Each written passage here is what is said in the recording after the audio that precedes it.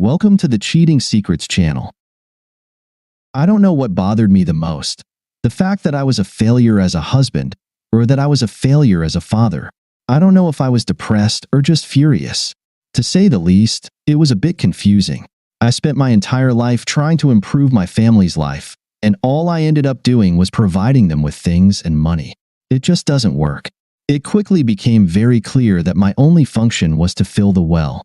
I love my wife, and I loved my children. Please note that all of this is in the past tense. I have my own business. Terry Martin and I grew up together. We had been best friends since elementary school. Terry and I started the company right after finishing vocational school, and it grew faster than we could have imagined. So technically, I should say that we have our own business. A few years later, we both married our high school sweethearts.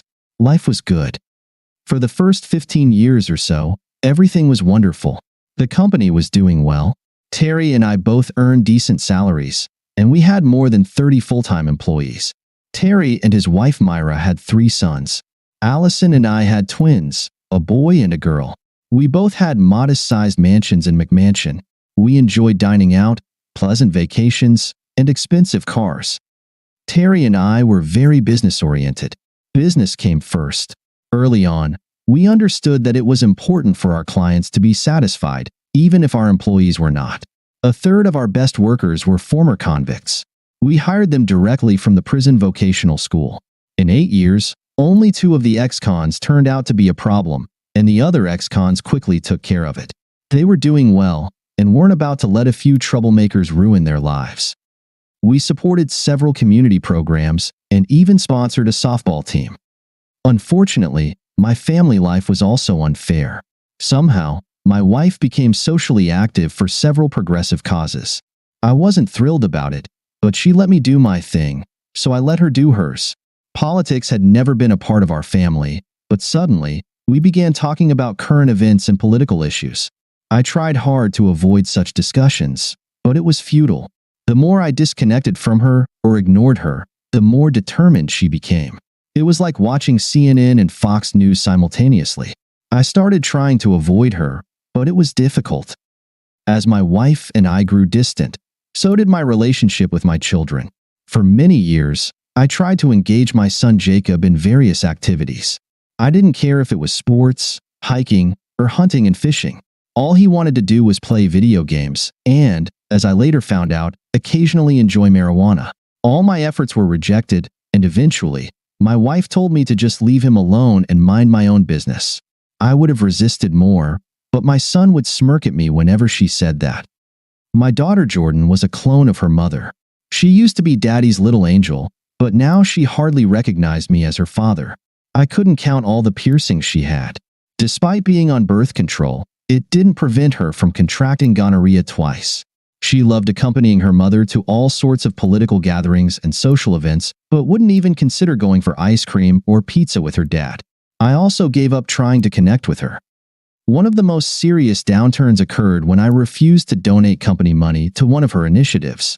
They wanted to provide addicts with clean needles to prevent infections from shared or dirty ones. Allison didn't speak to me for a week. It was hard to imagine things could get any worse. The company's Christmas party was approaching. Terry and I insisted that Allison and Myrna take care of it. Myrna was more than happy to do so, but she had to drag Allison, kicking and screaming, to help her. In the past few months, Allison had been going out more and more often. She also went on overnight trips to participate in various progressive activities. I didn't know if they were protests, rallies, or seminars. It didn't matter. Jacob had moved from weed to pills. I didn't know what kind, but that didn't matter either. Jordan now had her own website with vlogs. Myrna did a great job with the Christmas party. She tried to share the credit with Allison, but Terry and I knew better. We had beer and wine, but no hard liquor. We had 100% employee participation. I think the annual bonuses had something to do with that. Allison and the kids were there, of course, but they didn't seem to enjoy it as much as everyone else.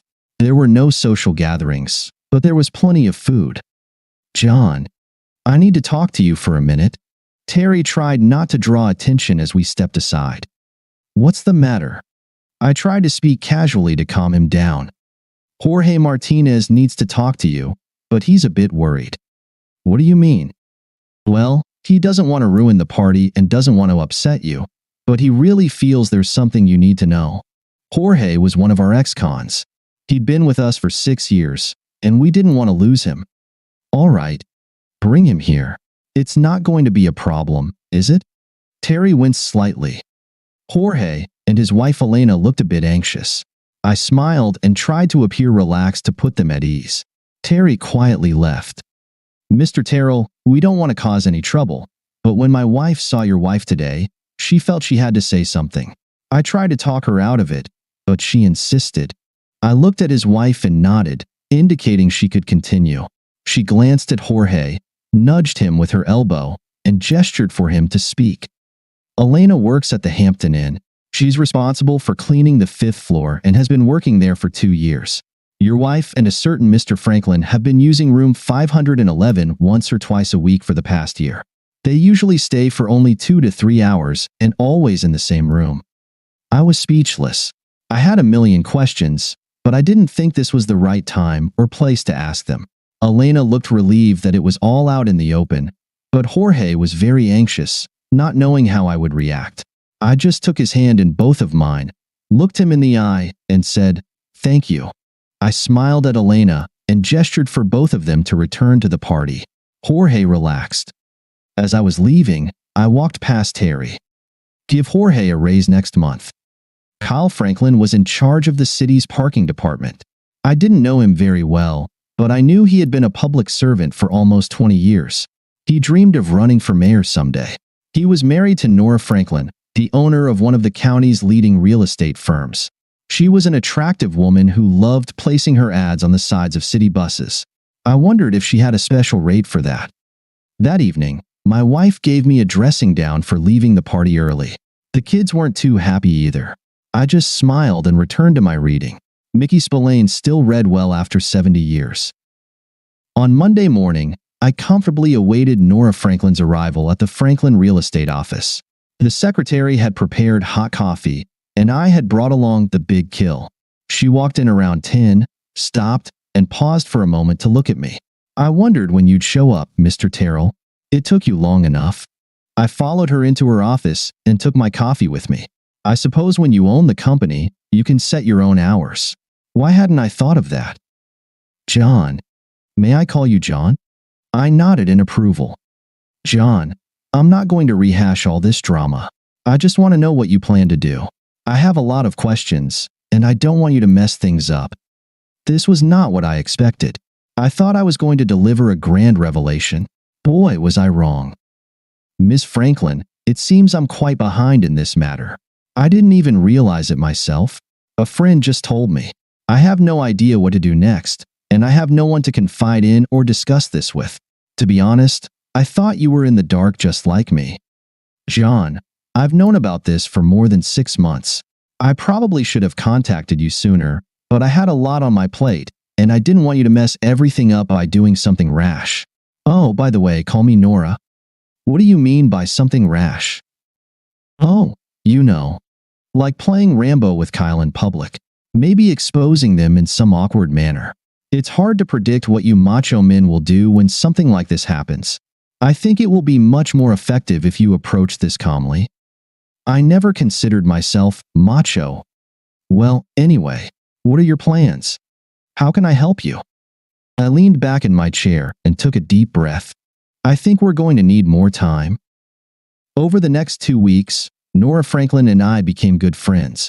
In the past few months, Nora had systematically set her husband up. The IRS was very interested in his taxes. Nora had carefully kept her personal and business taxes separate from his. The state prosecutor was investigating how he redirected state funds intended for road construction and transportation to other, unspecified projects. The city was looking into his use of municipal funds to pay for motel rentals and restaurant bills. What made this really interesting was that she managed to get all of them to cooperate in their investigations, so they all converged around the same time. However, none of these efforts helped my situation in any way. Nevertheless, she made an interesting deal to sell her real estate business. I might be able to do something similar. My biggest problem was my home and family. I no longer had close relationships with my wife or any of my children. I really didn't want to leave the business, but it was necessary. Nora had a solution. About a month later, I announced that we were going to move to a new house. Allison's ears perked up, but all I heard from the kids was groaning. They liked our house. Jordan got interested when I mentioned the pool, and Jacob thought the 3-car garage might be cool.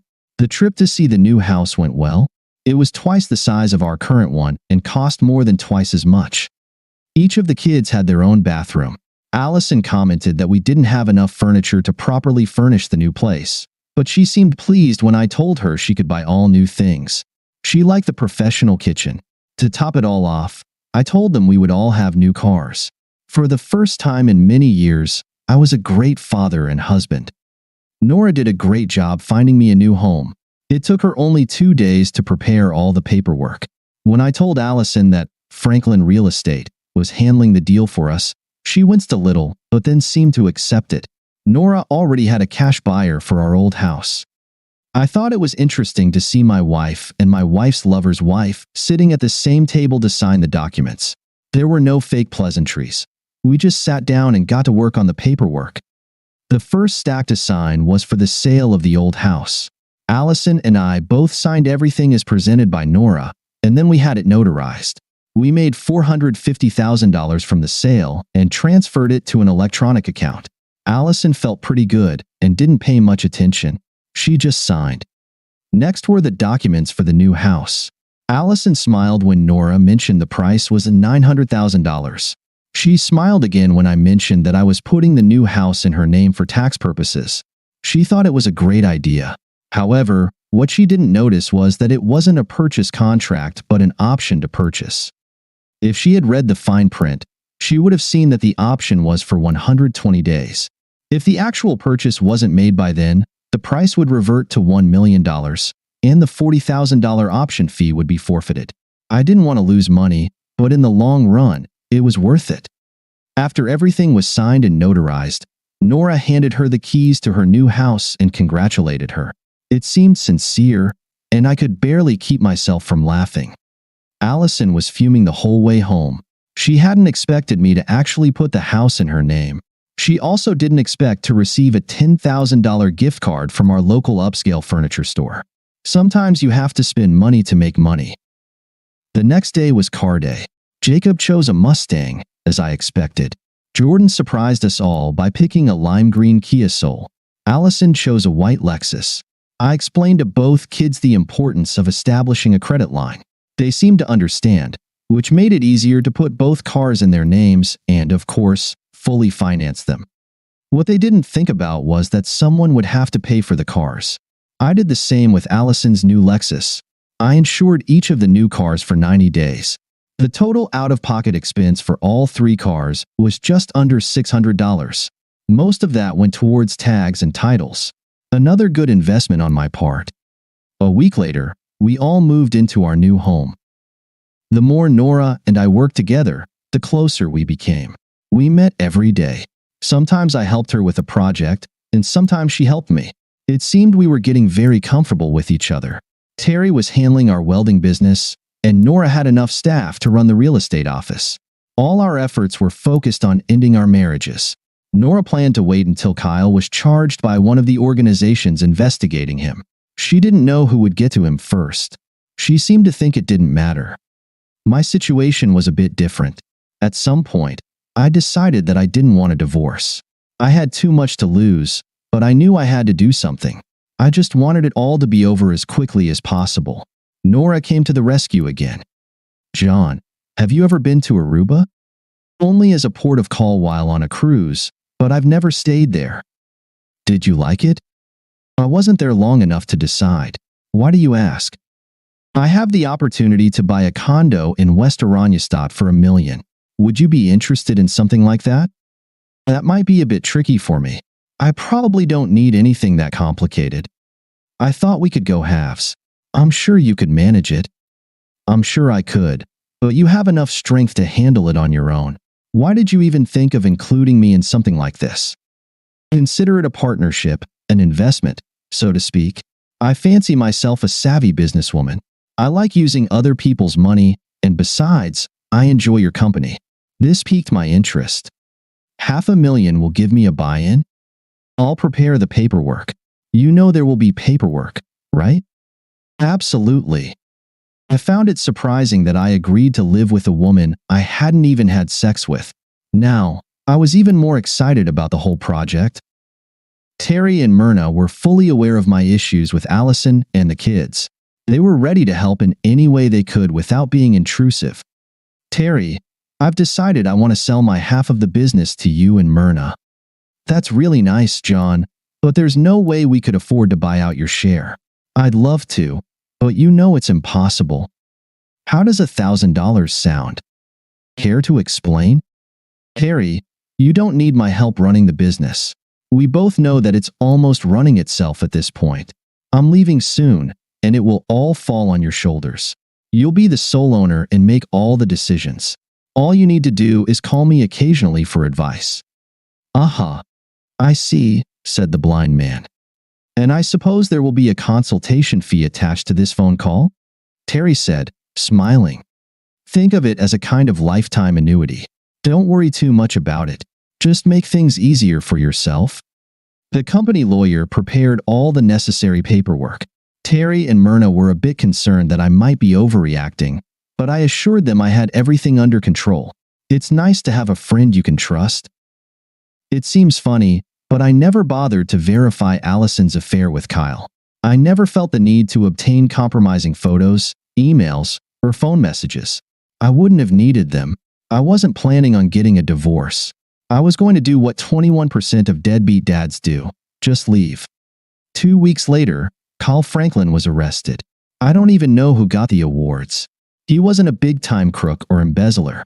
He was just a petty civil servant who dipped into others' pockets too often and messed around with my wife. Nora and I had long parted ways before all the dirt came out. She sold her company along with 32 rental properties and 3 apartment buildings. She was set on a new life. I was her designated boy toy. That's how she referred to me, and I didn't find it offensive. We really managed to solidify our relationship after arriving in Aruba, but we never went through any courtship stage. It was as if everything had been prearranged. I didn't miss my kids. Does that make me a bad father? Given the circumstances, I don't think so. I didn't miss my wife. Does that make me a bad husband? I don't think so. Nora became an avid golfer. She tried to get me interested, but there was no spark. She had a steady group of women she played with 3 days a week. We met with them and about a dozen other former players a few times a week to socialize. I adapted to this very quickly. It was a new carefree lifestyle, and it was truly enjoyable. I decided to take up painting to fill my time. I had always wanted to do it. Every morning, I would go down to the docks and set up my easel. I wasn't very good at it. I would come back to the apartment later, and the first thing I'd do was scrape all the paint off the canvas to start fresh the next day. 3 months had passed, and I still had nothing to show for it. Nora found it quite amusing. I avoided contact with anyone, but I felt I should call Terry. John, it's about time. I was starting to lose faith in you. Are you settled in? Settled in and feeling better than ever. It was the best decision I ever made. For the next 10 minutes, Terry and I chatted about my new life in Aruba. I had no trouble convincing Terry to bring Myrna here for a week or 2. Things were going well. Terry apologized for not sending any consultation checks, but I had forgotten to give him an address or bank account number. I didn't need the money anyway. Terry, I hate to bring this up, but could you tell me about my wife and family situation? I don't know everything, but I'll tell you what I can. It seems things aren't going well without you. First off, Jacob was arrested. They caught him with 3 kilograms of fentanyl in his car's trunk. The car, of course, was confiscated, and since he was over 18, he was locked up. Allison couldn't bail him out. That's all I know about that. That's sad to hear. I know I'm his father, but honestly, I really don't care what happens to him. I tried and I failed. Jordan's situation isn't much better. Shortly after moving into the new house, she doubled her activity on her website. From what I've heard, she gained a lot of followers, and then one day, She told her mother she was going to California to meet some producer guy. 2 weeks later, they found her Kia abandoned in Memphis. Allison hasn't heard anything from her or about her since. I take it you get most of this information from Allison? Yes. She regularly comes to the office, hoping to catch you. I can tell she doesn't believe me when I say you're gone. She was furious last week when she received the notice that she needed to finalize the option on the house or vacate it by the end of the month. Very clever, John. She was completely bewildered. Right now, I don't know what her intentions are. I think some utilities have been cut off. She couldn't even afford to pay the electric bill. Did you help her? Don't be mad, John. I gave her $1,000 and told her to use it as a deposit for an apartment. I'm sure she'll spend it on something else. Myrna felt sorry for her. I chuckled a bit. All right, Terry. I understand. Just deduct it from my next payment. By the way, can't her lover help her? Now Terry laughed. He's in worse shape than she is. All I know is what we see on TV. There's nothing known about him right now, but spicy details pop up from time to time. I think he's going away for a while. Oh, and before I forget, Allison's car was repossessed. Since all her credit cards are invalid, she can't even use a taxi. I don't know how she's getting around. We chatted a bit more about business. Preliminary plans were made for an upcoming vacation in Aruba. It was a good conversation. I enrolled in an online painting course with a guy in the UK. 2 months later, one of the guys at the dock asked me to paint his sailboat. Nora worries that I might cut off my ear. Life goes on. Thank you for listening until the end. See you in the next episode of Cheating Secrets. Take care of yourself and your loved ones. Goodbye.